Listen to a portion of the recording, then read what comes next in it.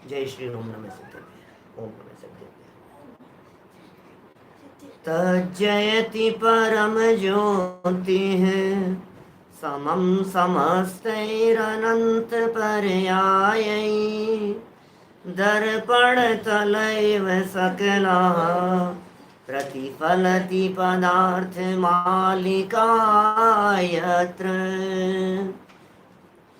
परमागमस्य बीजं निषेध जात्यन्ध सिन्दुर्विधानं सकल नय विलसितानां विरोध मथनं नमाम्यनेकान्तम् विरोध मथनं नमाम्यनेकान्तम्।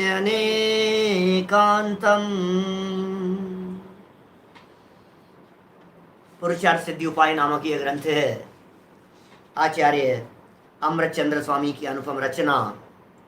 चरणानुयोग और अध्यात्म का अत्यंत सुंदर समन्वय इस ग्रंथ में है। यह ग्रंथ चरणानुयोग का ग्रंथ कहलाता है, लेकिन पिछले दिनों से जो प्रकरण चल रहा था उस प्रकरण को देख करके आपने महसूस किया होगा कि ये कितना गहरा अध्यात्म का ग्रंथ है। अमृतचंद्र स्वामी जैसे आचार्य जहाँ विराजमान हो वहाँ अध्यात्म की गहराइयाँ ना हो, ऐसा तो लगता ही नहीं है। ये वे समर्थ आचार्य हैं जिन्होंने समय सार की परम आध्यात्मिक टीका लिखी। वे समर्थ आचार्य हैं अमृतचंद्र स्वामी जिन्होंने आत्मा को भगवान कह करके पुकारा। मालूम है आपको? समय सार में एक स्थान पर 72वीं गाथा की टीका में 3 जगह पर आई है चर्चा, लेकिन एक ही जगह पर है कुल मिलाकर के बात, जहां आत्मा को भगवान कह करके पुकारा गया है। हे जीव तू आत्मा नहीं है, हे जीव तू परमात्मा है, हे जीव तुझ में भगवान पना मौजूद है। ये बात यदि किसी ने कही है, किसी दिगंबर संत ने कही है इतिहास में, तो वे दिगंबर संत हैं आचार्य अमृतचंद्र स्वामी। कितनी गजब की बात कहते हैं। ये वे महान समर्थ आचार्य क्या कह रहे हैं यहाँ देखिए। कल तक हमने आपके बीच में जो चर्चा की है, पिछले श्लोक में 10 नंबर के श्लोक में जो चर्चा हुई थी वो आत्मा की कुछ अशुद्धि के संदर्भ में हुई थी कि ये भगवान आत्मा अशुद्ध क्यों है और अशुद्धि आई कहाँ से आत्मा में। बोले आत्मा में जो अशुद्धि आई है ये अशुद्धि कहीं बाहर से नहीं आई है, ये आत्मा खुद ही विकार भाव रूप परिणमित क्यों हुआ है। इसने खुद ने राग किया है, इसने खुद ने विकार किया है। समझ में आ रही है बात? क्या खुद ने राग किया, खुद ने विकार किया, खुद ने अशुद्धता को अपनाया। ये जीव अपनी ही भूल से दुखी है, अपने अपराध की वजह से दुखी है, और अपने अपराध को सुधार करके ये जीव सुखी हो सकता है। ख्याल में आई बात? माने ये जीव अपने अपराध को सुधारे, अपनी गलती को सुधारे। कौन सुधारेगा मेरी गलती को? मेरे अलावा कौन सुधार सकता है? ये राग मुझ में है, ये राग मेरी पर्याय में उत्पन्न हुआ है। इस राग का कर्ता भी मैं हूं और इस राग का भोक्ता भी मैं हूं। क्या कौन करेगा इस राग को? मैं ही किया। दूसरा राग कराता नहीं है, दूसरा विकार कराता नहीं है। परद्रव्य हमें राग कराने वाला नहीं, परद्रव्य हमें विकार कराने वाला नहीं। इसलिए भाई होते हुए राग से मुक्त होने की विधि, वो विधि यहां बतला रहे हैं। अब 11वें नंबर का श्लोक है, जिस श्लोक में ये विधि बतलाएंगे आचार्य देव, वो प्रक्रिया बतलाएंगे। तेरे प्रयोजन की सिद्धि कैसे हो सकती है उस सिद्धि को बतलाएंगे। आचार्य देव ये बतलाना चाहते हैं तेरा प्रयोजन कैसे सिद्ध हो सकता। प्रयोजन क्या है ये बता दे। प्रयोजन सुखी होना है तो सुखी होने रूप प्रयोजन कैसे सिद्ध होगा? सुखी होना यदि प्रयोजन है तो इसका दूसरा अर्थ यह हुआ कि दुख दूर करना प्रयोजन है। भाई बात क्या है? जे त्रिभुवन में जीव अनंत, सुख चाहे दुख ते भयवंत। तीनों लोकों में जितने भी जीव हैं हर आत्मा सुख चाहता है। क्या दूसरे अर्थों में कहें तो दुख नहीं चाहता है। इसका मतलब सुखी होना तेरा प्रयोजन है। ये बात हुई ना? अब सुन, दुख मिटाना तेरा प्रयोजन है। दुख किस बात का है ये बता। दुख किस बात का है? सुख है निराकुलता में और दुख है आकुलता से। आकुलता का जनक है अज्ञान, राग, द्वेष, मोह, विकार, कषाएं, ये सब आकुलता के जनक हैं। इसका मतलब राग, द्वेष, काम, क्रोध, विकारी भाव, विकारी परिणाम, ये मेरे दुख के कारण है। परिस्थिति दुख का कारण नहीं होती, बच्चे दुख का कारण नहीं होते, माँ बाप दुख का कारण नहीं होते, पत्नी दुख का कारण नहीं है, एसी नहीं चलना दुख का कारण नहीं है, लाइट नहीं आना दुख का कारण नहीं है। जितनी जितनी परिस्थितियां तुम्हारे को दुख के कारण दुनिया में दिखाई देती है, ये दुनिया की कोई भी परिस्थिति दुख का कारण नहीं है, क्योंकि परिस्थिति दुख का कारण नहीं होती। बात खत्म। तो फिर क्या है दुख का कारण? बोले ये इसको सेट कर, यहां से सेट कर। ख्याल में आ रही है बात? सेट कर अपने दिमाग को, अपनी सोच बदल, अपना चिंतन बदल। ये जो राग भाव है तेरा, ये जो द्वेष भाव है तेरा, तेरे अंदर का जो क्रोध है, वो तुझे दुख देता है। पर वस्तुओं के प्रति जो तेरा मोह परिणाम है, ममत्व परिणाम है, ये तुझे दुख देता है। मोह और ममत्व परिणाम दुख का कारण है, ये असली है दुख का कारण। तो प्रयोजन क्या निकला? बोले इन राग द्वेष मोह का अभाव करना, ये मूल प्रयोजन है। अब बताओ इस प्रयोजन की सिद्धि कैसे होगी, ये बतलाओ। इस प्रयोजन की सिद्धि का उपाय बतला रहे हैं। बोले तू कर्म वाला नहीं है, कर्म फल वाला नहीं है। 3 प्रकार की चेतनाएं कही थी ना पीछे, 9 नंबर के श्लोक में कही थी। चेतना, कर्म चेतना, कर्म फल चेतना, ज्ञान चेतना। कर्म चेतना और कर्म फल चेतना वाले तो सर्व संसारी, अज्ञानी, मिथ्या दृष्टि, ना समझ, दुखी जीवों की होती है कर्म चेतना और कर्म फल चेतना। कर्मों का फल भुगतता रहे, मैं क्या करूं साहब, मैं तो लाचार हूं, क्या करूं साहब, मेरी तो यही स्थिति है, मुझे तो भुगतना ही पड़ेगा, मेरी तो किस्मत ही खोटी है। ऐसे रोने वाले लोग कौन है? कर्म फल चेतना वाले। कर्म फल दिखाई दे रहा है उनको, जिनके अंदर में लाचारी है, वे कर्म फल वाले हैं।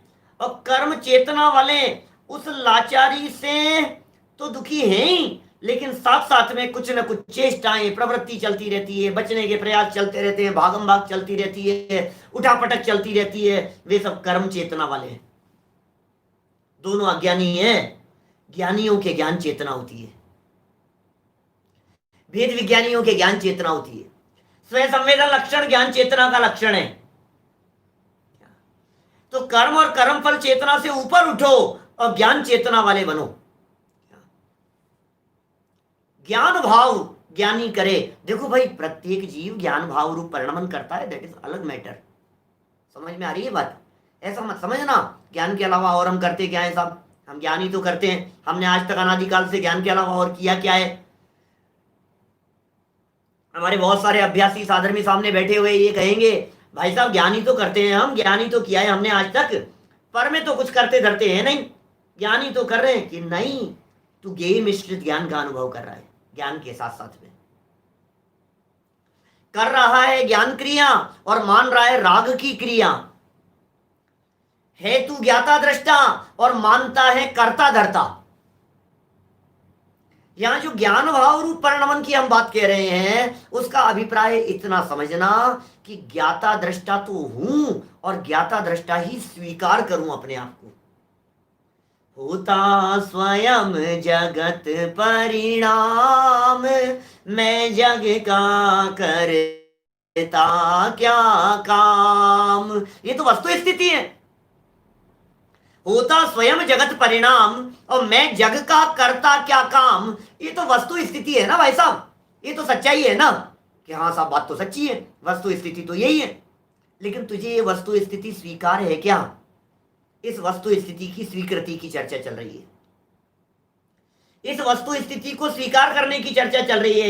यहां उस पुरुषार्थ की बात कर रहे हैं जिस पुरुषार्थ में कुछ करना न धरना मगन रहना, उसका नाम पुरुषार्थ है भाई साहब। कौन से पुरुषार्थ की प्रेरणा दे रहे हैं? यहाँ अपने प्रयोजन की सिद्धि बतला रहे हैं कैसे होगी, प्रयोजन की सिद्धि का उपाय बतला रहे हैं। यहाँ गजब का श्लोक है, यह है 11 नंबर का श्लोक। देखिए आप जरा प्रकरण देखो क्या कह रहे हैं। नई पुस्तकों में पेज नंबर है 39 और पुरानी पुस्तकों में है 17। 17 नंबर पेज पुरानी पुस्तकों में, नई पुस्तक और PDF 39 नंबर पेज है। इस प्रकार इस अशुद्ध आत्मा के अर्थ सिद्धि कब होती है और अर्थ सिद्धि किसे कहते हैं वो बतलाइए। आत्मा अशुद्ध है, नक्की हो गई बात। आत्मा अशुद्ध है, आत्मा विकारी है, आत्मा में अशुद्धता है, बात हमारे समझ में आ गई। प्रश्न ये है कि इस आत्मा की अशुद्धता मिटेगी कब? इस आत्मा के प्रयोजन की सिद्धि, अर्थ सिद्धि कब होती है ये बतलाओ। अर्थ सिद्धि किसे कहते हैं ये बतलाओ। अर्थ सिद्धि, ओहो अर्थ सिद्धि, अर्थ सिद्धि क्या है? अर्थ माने धन भी होता है। बनारसी दास जी ने लिखा है, खेह को खजानो ताही अज्ञानी अर्थ कहे। 4 प्रकार के पुरुषार्थों की चर्चा की है नाटक समय सार में बनारसी दास जी ने। वो कहते हैं धर्म, अर्थ, काम और मोक्ष। बहुत सुंदर श्लोक दिया वहां नाटक समय सार में। वहां अर्थ की व्याख्या करते हुए लिखा, खेह को खजानो, धन दौलत आदि को अज्ञानी अर्थ कहता है, और ज्ञानी कहे अर्थ दरव दर्शाव को। ज्ञानी ये कहता है वस्तु स्वरूप का तुझे भाव वासन हो गया, इसका नाम अर्थ है, इसका नाम प्रयोजन है। तो वस्तु स्वरूप को पहचानता है क्या? देखो बतलाते हैं। सर्वविवक्तोत्तीर्णं यदा स चैतन्यमचलमाप्नोति भवति तदा कृतकृत्यः सम्यक् पुरुषार्थ सिद्धिमापन्नः। क्या कह रहे हैं? अन्वयार्थ। जब उपयुक्त अशुद्ध आत्मा, जो पिछले श्लोक में कहा था, ऐसा अशुद्ध आत्मा, ऐसा विकारी आत्मा सर्व विभावों से पार होकर, देखो गजब विधि बतला रहे हैं भाई साहब। तो कब प्रयोजन की सिद्धि होगी? तुम्हारा प्रयोजन कब सिद्ध होगा बेटा ये बतलाओ।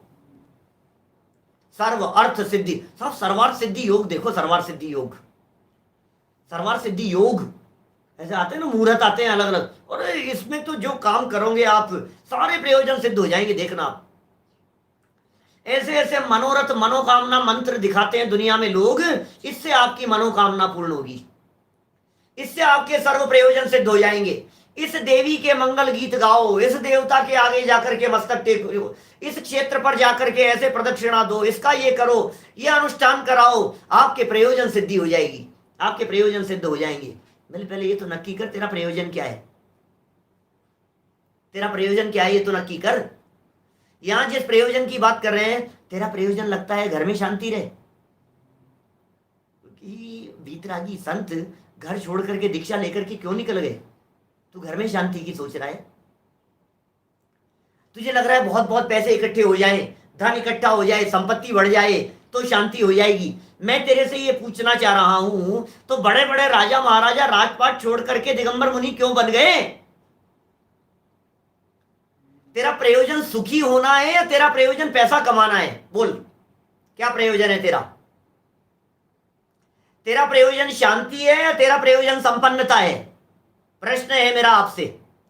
आपका प्रयोजन शांति है या आपका प्रयोजन संपन्नता है? 10वां नहीं हुआ क्या? क्या बात कर रहे हो?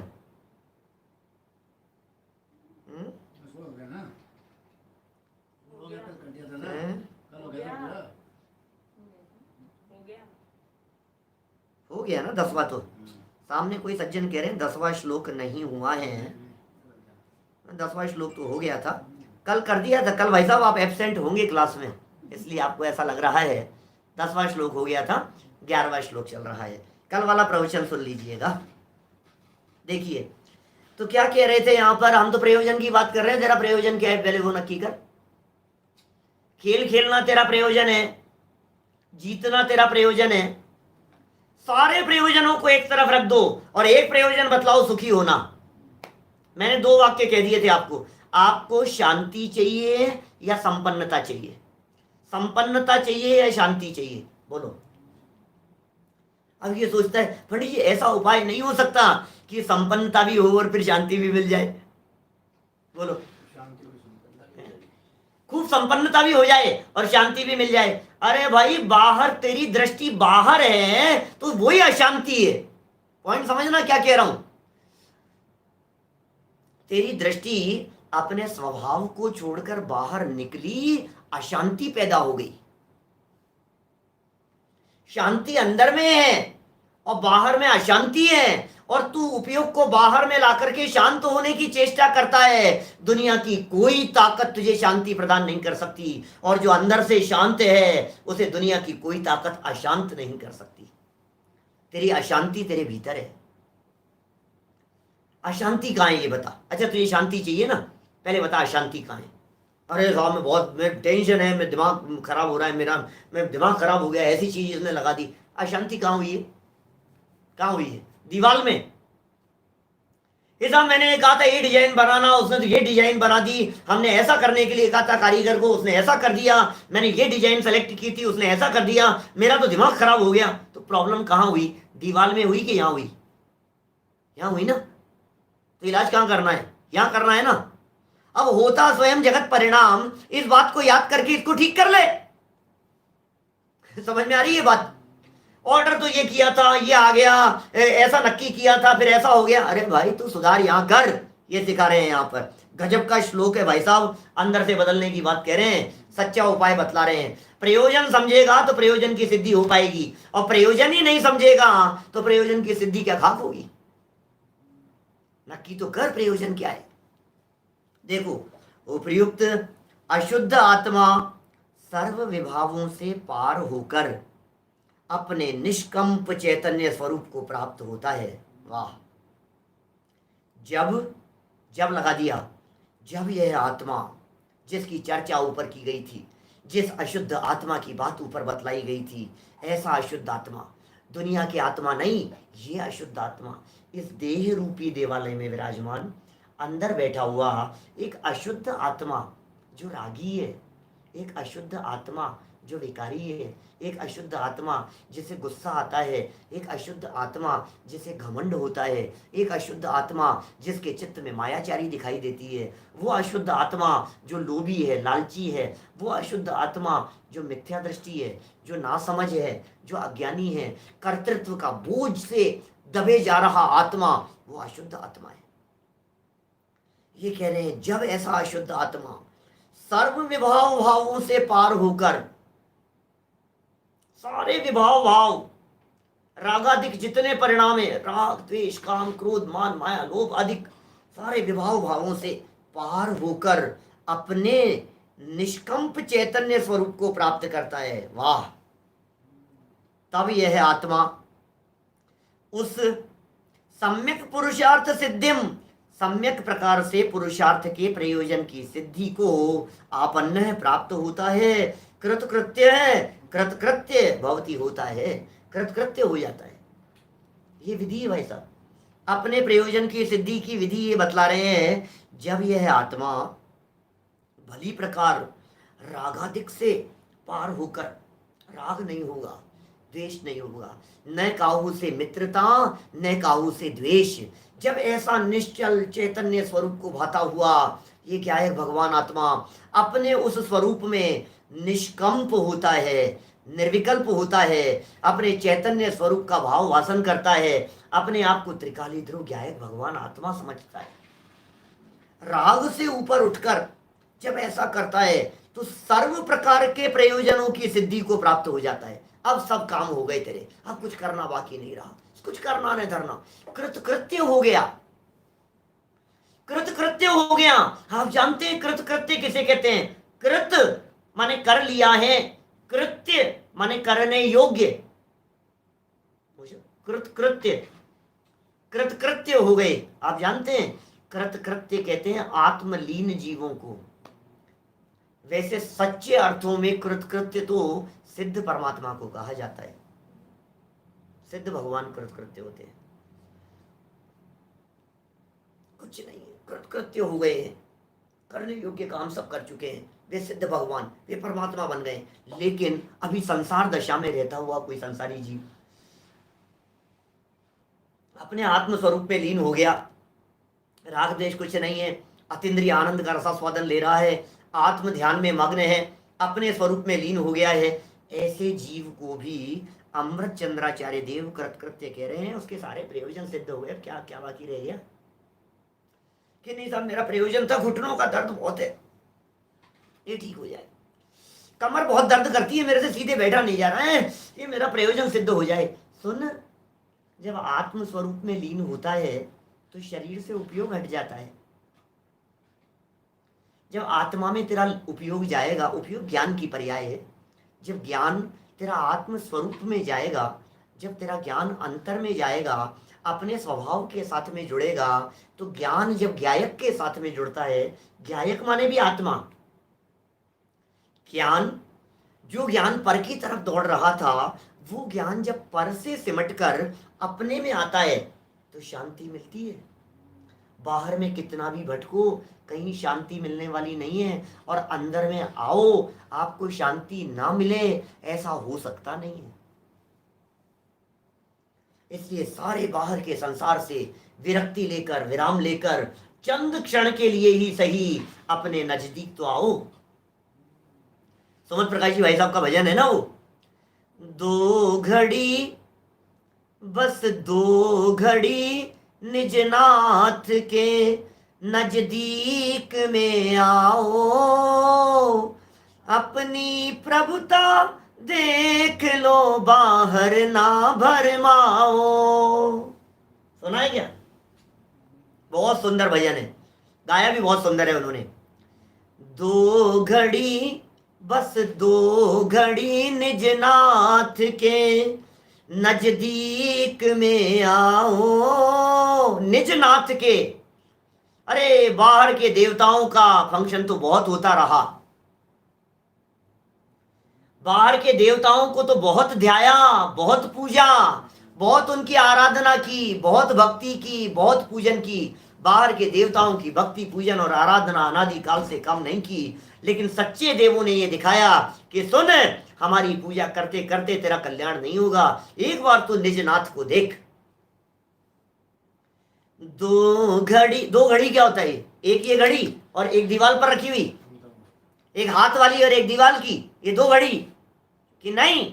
24 मिनट की एक घड़ी होती है क्या? 24 मिनट की होती है, 24 मिनट की एक घड़ी। दो घड़ी का एक मुहूर्त होता है, दो घड़ी का एक मुहूर्त होता है 48 मिनट का। तो दो घड़ी की बात कर रहे हैं, थोड़ा नजदीक आने का प्रयास करो भाई साहब। आप जानते हो उपवास किसे कहते हैं? उपवास और क्यों किया जाता है? उपवास इसीलिए किया जाता है, अपने नजदीक आने के लिए उपवास किया जाता है।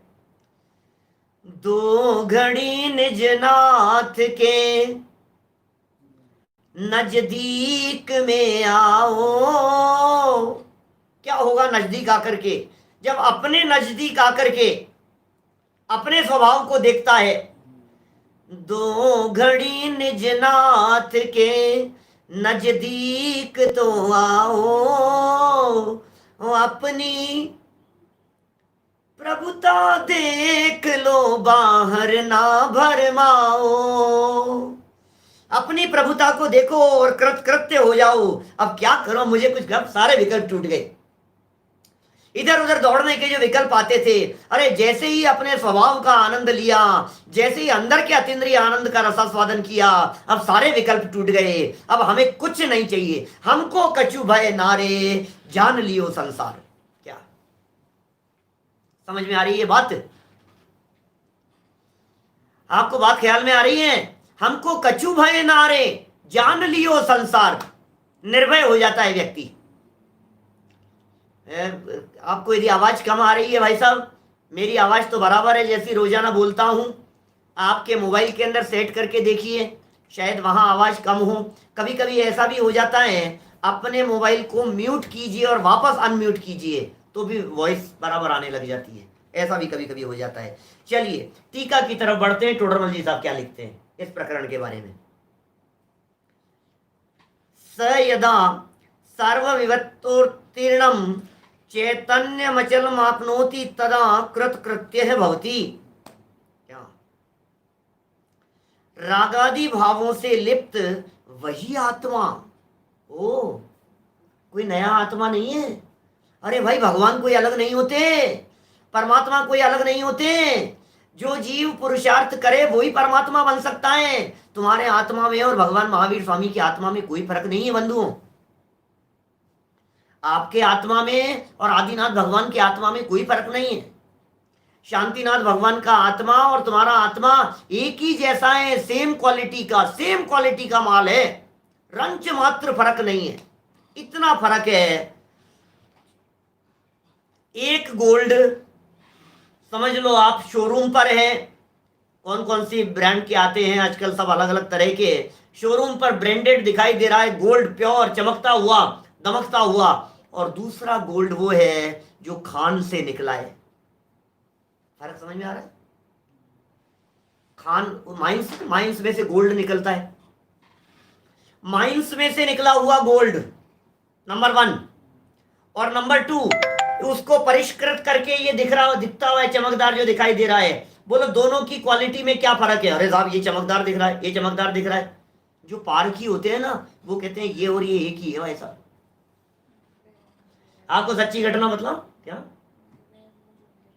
सच्ची घटना मतलब आपको एक, हम 2.5 दीप जनायतन की प्रतिमा बन रही थी स्फटिक मणि की, तो स्फटिक का पत्थर देख रहे थे, और स्फटिक का पत्थर देख रहे थे और उससे प्रतिमा बननी थी। तो एक बनी हुई प्रतिमा थी और उपासना दिखा रहे थे। तो हमने कहा यार ये तो पत्थर इतना अच्छा नहीं दिखाई दे रहा है, ये देखो अब ये कैसा है। तो पता है क्या कहा? बोले ये जो पत्थर है ना, इस पत्थर से यही क्वालिटी की प्रतिमा निकलेगी। समझ में आ रही है बात आपको? Same quality. जो पारखी लोग होते हैं वे रफ खरीदते हैं, ज्वेलरी का काम करने वाले लोग जानते होंगे सब, रफ खरीदते हैं, खड़ लाते हैं और फिर उससे क्या करते हैं, और फिर उसको उसके बनाते हैं, उसको प्रोसेसिंग करके उसको सब, तो फिर वो फिनिश गुड के रूप में निकल करके सामने आता है। बस इतना ही है कि ये अनफिनिश है और जो सिद्ध भगवान होते हैं वे फिनिश्ड गुड्स है, इतना सा फर्क है। महावीर भगवान फिनिश गुड्स हो चुके हैं, वे परमात्मा बन चुके हैं, वे कृतकृत्य हो चुके हैं, और ये कृतकृत्य हो जाएगा तो ये भी उन जैसा बन जाएगा। ये प्रयोजन की सिद्धि है, ये मूल प्रयोजन की सिद्धि है बेटा। सारे काम एक तरफ और आत्मा का अनुभव एक तरफ, सारी दुनियादारी एक तरफ ग्राम और दूसरी तरफ आत्म राम। समझ में आ रही है बात? सारा गांव एक तरफ है, सारी दुनिया एक तरफ है, 3 लोक एक तरफ है, सारा लोक का वैभव एक तरफ है, और एक तरफ है क्या है? भगवान आत्मा। सुनो, 2 में से तुम किसे चुनते हो ये बतलाओ। जिसने दुनिया को चुना वो दुनिया में उलझ कर फंस करके भटकता रह गया, और दुनिया से पार अकेले एक एकत्व को जिसने चुना वे परमात्मा बन गया। जीत किसकी होगी? दादा एक उदाहरण सुनाते हैं, हमेशा प्रशिक्षण शिविरों में सुनाया करते थे पहले। श्री कृष्ण के पास में 3 खंड के अधिपति थे। श्री कृष्ण नारायण थे, लंबी चौड़ी सेना थी उनके पास में। कौरवों और पांडवों के युद्ध के समय में दोनों सहायता के लिए पहुंचे। श्री कृष्ण ने बुलाया उनको। दुर्योधन ने कहा पहले मैं मांगूंगा। श्री कृष्ण ने बंटवारा कर दिया था कि भाई 2 हिस्से कर रहा हूं मैं। एक तरफ मेरी पूरी सेना है, सारे अस्त्र शस्त्र हैं, सारे तलवार ये वो धनुष तीर बाण सब कुछ एक तरफ है, सब सेना सहित। और दूसरी तरफ मैं अकेला हूं, और मैं अकेला भी युद्ध नहीं लड़ूंगा, सिर्फ सारथी बनूंगा। बोलो एक तरफ मैं अकेला हूं और दूसरी तरफ ये है, बोलो क्या मांगना है? दुर्योधन पलट करके कहता फटाफट के, नहीं पहले मैं आया था, पहले मुझे मांगना है। कोई बात नहीं, मांगो पहले, क्या मांगते हो?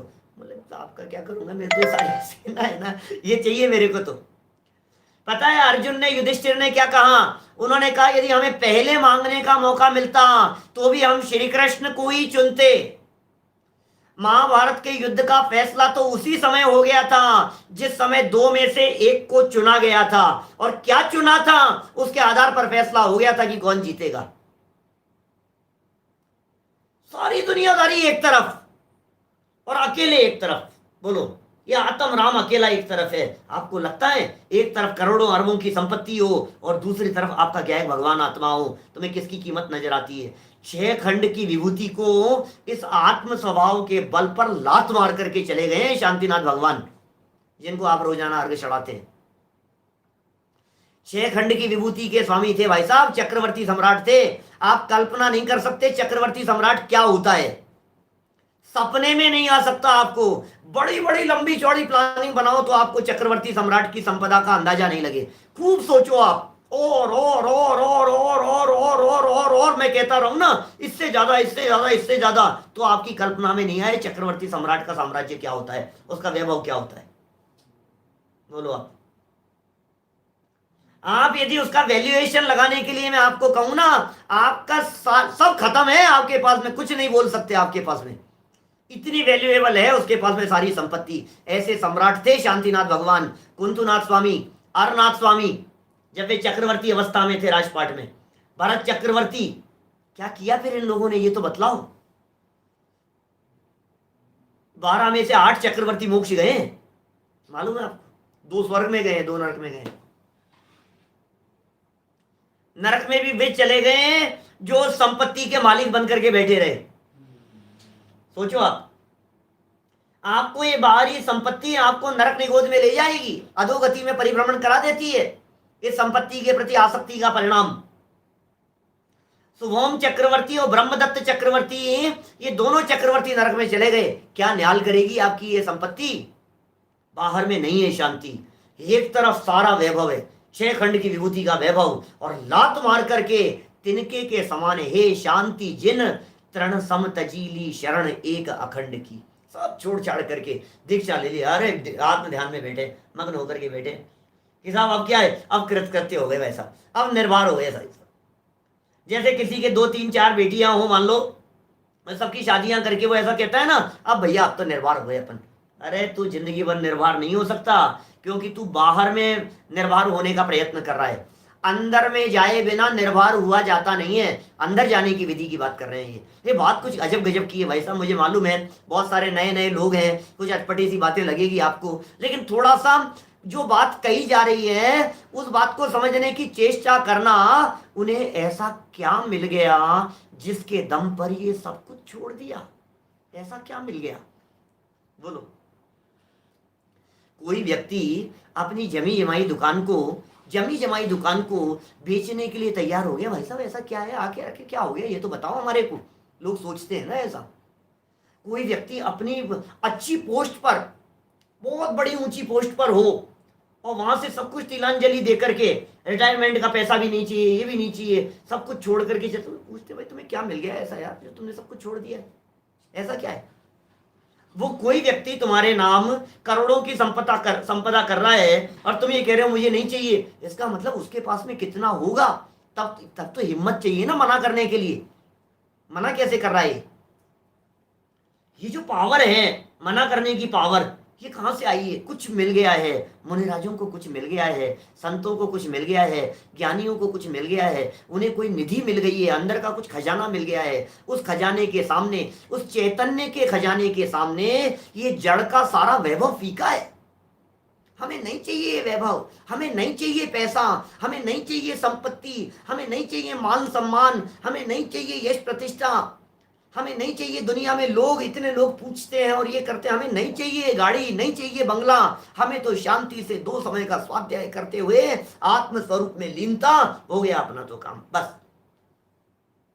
आपको लगता है ये चीज क्या है, वो अंदर का आनंद क्या है, वो शांति क्या चीज है, वो कृतकृत्य क्या चीज है, जिसके बाद में आपको लड्डू की चाह नहीं होती, जिसके बाद में आपको पेड़े मक्खन बड़े की चाह नहीं होती, जिसके बाद में आप डोसे की बात नहीं करते, जलेबी की बात नहीं करते, कचौरी समोसे एक तरफ रह जाते हैं। वो क्या चीज है भाई साहब, खान पान नहीं सुहाता है, स्पर्शन इंद्री के भोग नहीं सुहाते हैं, वो क्या है चीज, वो क्या मिल गया है, उसकी बात कर रहे हैं यहाँ पर। उसे कह रहे हैं कृतकृत्य हो गया है। देखो वही आत्मा, बेटा समझ में आ रही है, वही आत्मा कहकर के कितना गजब का शब्द दे दिया है। रागादि भावों से लिप्त वही आत्मा जो राग से लिप्त था, रागादि भावों से लिप्त वही आत्मा सर्व विभाव भावों से पार होकर, क्या बात समझ में आ रही है, सारे विभाव भावों से पार होकर क्या हुआ, अपने चैतन्य स्वरूप आत्मा को निशंकता पूर्वक, कोई शंका नहीं है इसमें प्रवेश करना है, कोई शंका नहीं है अपने स्वरूप में लीन हो जाना है। हमें कुछ नहीं चाहिए कि देख लो दोबारा लौटने, पीछे पैर पीछे करने की आपको फिर चांस नहीं मिलेगा। एक बार सिद्धालय में चले गए दोबारा लौटने का मौका नहीं मिलेगा। अरे छोड़, हमें नहीं चाहिए, पीछे मुड़ करके देखना नहीं आता हमारे को। पुरुषार्थी लोग पीछे मुड़ करके नहीं देखते हैं। क्या क्या होता है बतलाओ मेरे को। माने देखो आप, मौत, अरे मौत वौत की क्या परवाह करता है, क्या बात करता है भाई साहब। ये तो निधि मिल गई, अमरत्व का वरदान मिल गया है यहाँ तो हमारे को, अमरेंद्र हो गया है। देखो अब, निशंकता पूर्वक प्राप्त होता है, तब कृतकृत्य होता है। कैसा है यह आत्मा? सम्यक पुरुषार्थ सिद्धि मापन्न है, सम्यक पुरुषार्थ सिद्धि मापन्न है, सम्यक प्रकार से पुरुषार्थ की सिद्धि को प्राप्त हुआ है। वाह, सम्यक प्रकार से पुरुषार्थ की सिद्धि को प्राप्त हुआ है। ओहो, भले प्रकार से पुरुषार्थ सिद्धि हो गई है उसको। ये देखो अभी क्या है एक्चुअल में, ये भूमिका बता रहे हैं, अभी अभी ग्रंथ शुरू नहीं किया है। अभी आगे चल करके श्रावकों के योग्य प्रक्रिया बतलाएंगे। अहिंसा व्रत का पालन कैसे करो, सत्याणु व्रत का पालन कैसे करो, अचौर्य का पालन कैसे करो, सप्त व्यसनों से रहित किस प्रकार कैसे हो, अष्टमूल गुणों का पालन किस प्रकार से करो, समाधि मरण की प्रक्रिया क्या है, विधि क्या है, सामायिक किस प्रकार से की जाती है, 12 प्रकार के व्रत किस प्रकार, सारी प्रक्रिया बतलाएंगे इस ग्रंथ में। चरणानुयोग का ग्रंथ है, लेकिन भूमिका बता रहे हैं अभी। ये आचार्य देव कहना चाह रहे हैं, मैं तो अभी टटोलने की कोशिश कर रहा हूं कि ये तिलों में तेल कितना है। मैं तो टटोलने की कोशिश कर रहा हूं कौन पुरुषार्थी और कौन हिम्मत वाला है जो उन बातों को सुनने के लिए बैठा रहेगा। ये आचार्य देव कह रहे हैं, मैं पहले बात बताऊं तो सही, फिर पता लगे दम कितना है, झेल कितना पाएगा तू इन बातों को। और सुनो, आचार्य देव आगे चल करके गजब की बात कहने वाले हैं। अभी कह देता हूं, लोभ संवरण नहीं कर पा रहा हूं। आचार्य देव ये कह रहे हैं, जो व्यक्ति नीचा उपदेश देवे वो उपदेश देने का अधिकारी नहीं। पाप कर रहा है व्यक्ति, ऊंचा उपदेश दे यार, अच्छा माल दिखा यार, टॉप क्लास का माल दिखा। वो दुकानदार अच्छा दुकानदार नहीं, जो दुकानदार आने वाले ग्राहक को हल्का माल दिखाए। सबसे पहले टॉप क्वालिटी का माल दिखाओ, फिर वो कहे नहीं महंगा है साहब, कर नहीं पाऊंगा, इतना तो ले नहीं पाऊंगा, इतनी तो मेरी हैसियत नहीं है, तो फिर नीचे उतरे। तो पहले नीचा दिखा रहे, ऊंचा से ऊंचा माल। अमृत चंद्राचार्य देव यहाँ पुरुषार्थ सिद्धि की बात करते हुए सबसे ऊंचा माल दिखाते हैं।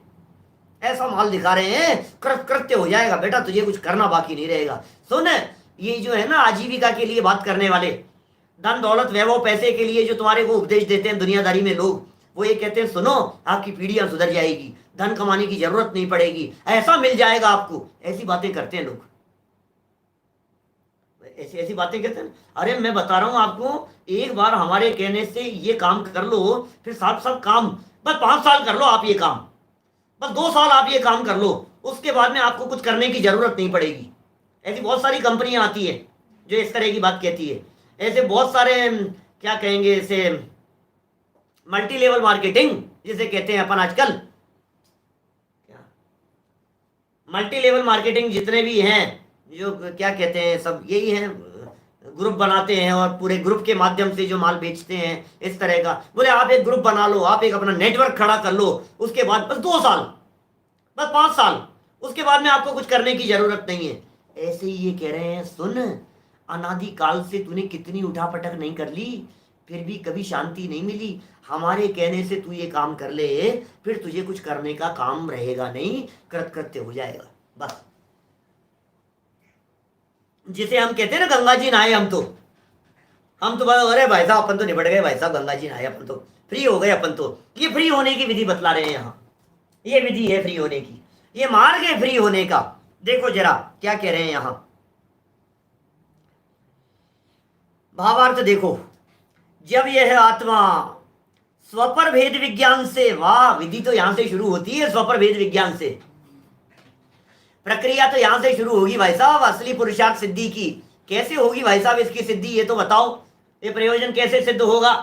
तो क्या कह रहे हैं, जब यह आत्मा स्वपर भेद विज्ञान से, ये मैं हूं और ये पर है, और दोनों में भेद और विशेष रूप से जान लिया, इसका नाम है स्व पर भेद विज्ञान।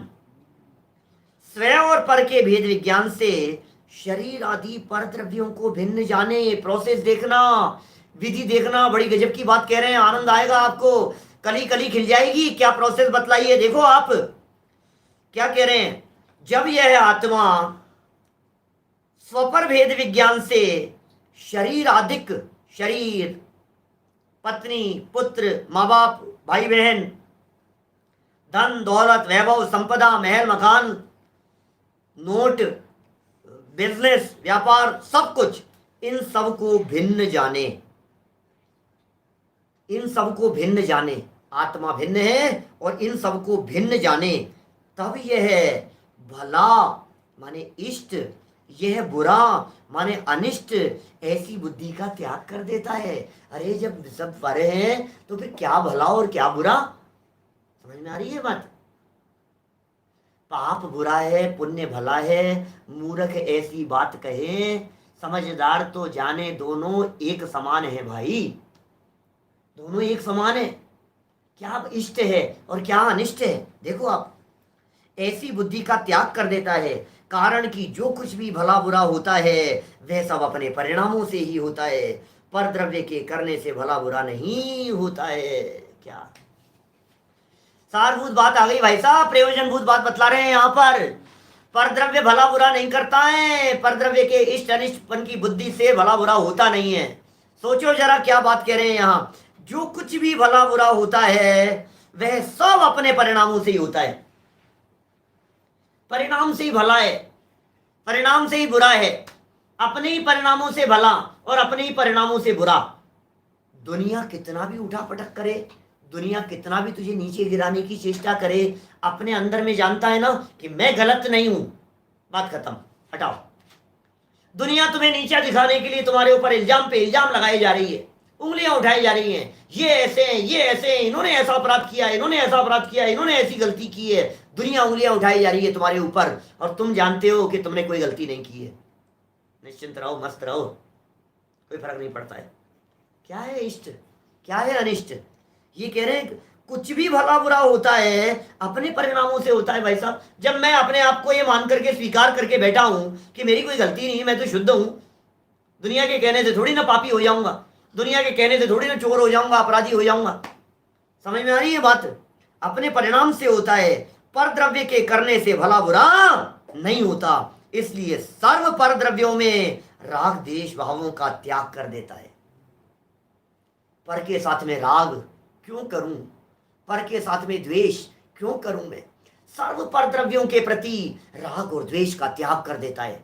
ज्ञानी जीव, ज्ञान की आराधना करने वाला, ज्ञायक की आराधना करने वाला, सच्चे सुख की प्राप्ति के लिए प्रयत्न करने वाला। समझ में आ रही है बात? आपको चाहिए सच्चा सुख, आपको चाहिए वो अतीन्द्रिय आनंद, आपको चाहिए वो अंदर का आनंद। ये देखो, ये बहुत अंदर, ये तो अंदर में आत्म स्वरूप का अनुभव करने की जिसे तड़प होती है ना, उसे मिलता है भाई साहब। ये गरज का काम है। यहाँ तो आप 10-10 बार आकर के दरवाजा खटखटाओ तब जाकर के मिले। हम जबरन आपके घर में नहीं घुसे। आपको गरज हो तो मोबाइल की स्क्रीन खोल करके, लैपटॉप खोल करके बैठना सुनना, हमें गरज नहीं है। आपको यदि चाहिए, ये ज्वेलरी का शोरूम है भाई साहब, जिन्हें दरवाजे पर चौकीदार खड़ा होगा, जिन्हें जरूरत हो वे आए, दरवाजा खोल करके अंदर आए। ये सब्जी की दुकान नहीं है, तुम भी ले लो, तुम भी ले लो, तुम भी ले लो, हाँ भाई 5 रुपए किलो, 25 रुपए किलो, 125 रुपए, बाबूजी ले जाओ, बाबूजी ले जाओ बच्चों के। अरे क्या भाई साहब, क्या बात कर रहे हो? ये हीरे जवाहरात की दुकान है, ये वो माल है जो हमारे को मिल गया है, ये प्योर माल है। जिसे जरूरत हो, सच में जिसे लगता हो कि हमें आत्म कल्याण करना है, सच में जिसे लगता हो कि हमें इस मनुष्य जीवन को सफल करना है, आपको यदि फील होता हो ऐसा कि ये जीवन खो देने के लिए नहीं है, तो ये माल आपके लिए है, ये माल आपका इंतजार कर रहा है। यदि आपको ऐसा लगता हो तो इट्स अप टू यू। क्या देख लो, आपको लगता है बॉल आपके पाले में है। देखो क्या कह रहे हैं यहाँ पर, सर्व पर द्रव्यों के में राग द्वेष का त्याग कर देता है। अब तू कर पाएगा कि नहीं कर पाएगा वो अलग मैटर है, लेकिन पुरुषार्थ की सिद्धि तो तब होगी जब तेरे सर्व राग द्वेष का त्याग हो जाएगा। अरे साहब बहुत बड़ी बात कह दी आपने, तो सारे राग द्वेष का त्याग, आप क्या बात कह रहे हो भाई साहब? संसारी हैं, घर गृहस्थी में रहते हैं, घर से निकलवाओगे क्या करोगे आप भाई साहब? आप क्या कह रहे हो? हमारा घर बार घर गृहस्थी चौपट करवाओगे आप? सुनो सुनो बात क्या कह रहा हूं। जिन धर्म पढ़ने पढ़ाने वाले और गहराई से तत्व ज्ञान को समझने वालों की घर गृहस्थी चौपट नहीं होती, घर गृहस्थी व्यवस्थित होती है। आपकी गृहस्थी व्यवस्थित होगी, आप चिंता नहीं करें, आप विकल्प नहीं करें, लेकिन ध्यान रखना, प्रदर्शन नहीं होना चाहिए, प्रयोजन होना चाहिए। प्रयोजन भूल करके प्रदर्शन करेगा तो फिर तो चौपट ही चौपट है, सारा मामला चौपट है। तेरे चित्त में अंदर में धर्म की भावना है या प्रदर्शन की भावना है? प्रदर्शन की भावना है तो सारा मामला चौपट है, और सच में अंतरंग से भीगे परिणाम है तेरे, विशुद्ध तेरे को तत्व ज्ञान की भावना है, अंतरंग में तुझे यदि आत्म कल्याण करने की उत्कंठा जागृत हुई है तो ये मार्ग तेरे लिए है। देखो आप क्या कह रहे हैं, जो अवश्यता से, जो अवश्यता से, पुरुषार्थ की निर्बलता से रागादि उत्पन्न होते हैं, उनके नाश के लिए अनुभव अभ्यास में उद्यमशील रहता है। सबके प्रति राग द्वेष का त्याग कर दिया, हमें नहीं है भाई साहब, प्लीज माफी चाहता हूं भाई साहब, मैं तो क्षमा चाहता हूं, आप लोगों के प्रति मेरी कोई गलती हुई हो तो क्षमा करना, मुझे कोई गलती। सबके प्रति समता भाव, सहजता रखता है, और फिर रागादि कदाचित उत्पन्न भी होंगे, अभी घर गृहस्थी में बैठे हुए हैं, अनुभव के अभ्यास में उद्यमशील है, अनुभव का अभ्यास करता है। ऐसा करते करते, ऐसा अभ्यास करते करते जब सर्व विभाव भावों का नाश हो जाता है, अनुभव का अभ्यास करते हुए ज्ञायक स्वभाव का लक्ष्य करने के लिए जो आपका उपयोग और आपका चित्त प्रयत्नशील है, ऐसा करते करते जब सर्व विभाव भावों का नाश हो जाता है और अक्षुब्ध समुद्रवत, अक्षुब्ध निस्तरंग समुद्र के समान, क्षुब्ध माने तरंगित, लहरों वाला, अक्षुब्ध शांत समुद्रवत शुद्ध आत्म स्वरूप में लवणवत परिणाम लीन हो जाता है। नमक के समान परिणाम ऐसे घुल मिल गए हैं, एक मेक हो गए हैं परिणाम। ध्याता ध्येय का विकल्प भी नहीं रहता। कौन ध्यान करने वाला, किसका ध्यान करूं, ध्यान और ध्येय का विकल्प भी नहीं रहता। ऐसा भी नहीं जानता कि मैं शुद्धात्म स्वरूप का ध्यान कर रहा हूं। क्या देखो, आप उस लेवल की बात कर रहे हैं, उस लेवल पर पहुंचाने के लिए आपको कह रहे हैं, वहां तक पहुंचाने की भावना भर रहे हैं, माल ऐसा दिखा रहे हैं आपको। समझ में आ रही है बात? ऐसी टॉप क्वालिटी का आप में हैसियत नहीं है तो कोई बात नहीं, अभी दूसरा भी माल दिखाएंगे, थोड़े नीचे उतर करके भी बात करेंगे, लेकिन असली मूल माल तो देख लो आप। स्वयं ही तादात्म्य वृत्ति से खुद ही अपने साथ में एक में एक होता हुआ, तादात्म्य समझते हैं आप, जिनको अलग नहीं किया जा सके उसका नाम है तादात्म्य। स्वयं ही तादात्म्य वृत्ति से शुद्धात्म स्वरूप होकर निष्कंप परिणमन करता है। ओह, निष्कंप, विकल्पातीत हो गया है। उस समय इस आत्मा को जो कुछ करना था वह कर लिया, अब कुछ करना शेष नहीं रहा, इसलिए इसको कृतकृत्य कहते हैं। ओहो, सारे विकल्प टूट गए, विकल्पातीत हो गया भाई साहब, निर्विकल्प आत्मा की अनुभूति हो गई, चैतन्य स्वरूप में परिणाम मग्न हो गए। जब अपने परिणाम, जब अपना उपयोग चैतन्य स्वरूप में मग्न होता है तो ये जीव कृतकृत्य हो जाता है, अब कुछ करना बाकी नहीं है, बस। इसी के लिए तो सारा पुरुषार्थ था, इसी के लिए तो सारा प्रयत्न था, इसी के लिए तो अनादिकाल से भाग दौड़ चल रही थी, अब सब परिपूर्णता को प्राप्त हो गए हैं। वाह! इस अवस्था को पुरुषार्थ की सिद्धि कहते हैं। इस अवस्था का नाम पुरुषार्थ की सिद्धि है।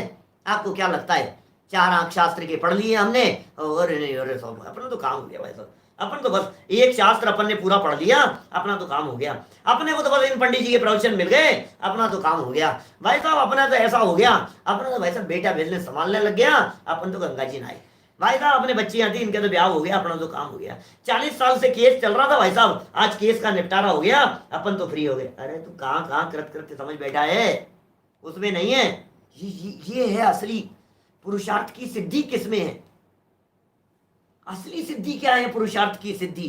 बोले ये काम होने का नाम पुरुषार्थ की सिद्धि है। इसे कहते हैं पुरुष का जो अर्थ, पुरुष का जो अर्थ अर्थात प्रयोजन, पुरुष का, पुरुष माने आत्मा, उसका जो प्रयोजन, उस रूप कार्य, उसकी सिद्धि जो होनी थी वह हो गई। इस अवस्था को जो प्राप्त हुआ उस आत्मा को कृतकृत्य कहते हैं। क्या ये प्रयोजन की सिद्धि है भाई साहब। ऐसे प्रयोजन की सिद्धि की भावना भाव ये पुरुषार्थ सिद्धि यहाँ बतलाने वाले हैं। अरे बाकी सारे काम हुआ जाएंगे।